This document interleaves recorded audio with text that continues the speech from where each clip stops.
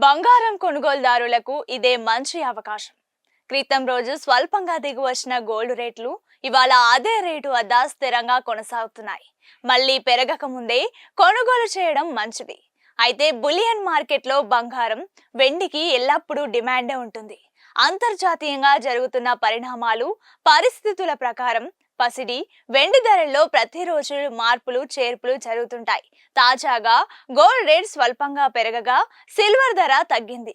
మరి దేశంలోని పలు ప్రధాన నగరాల్లో బంగారం, వెండి ధరలు ఎలా ఉన్నాయో తెలుసుకుందాం.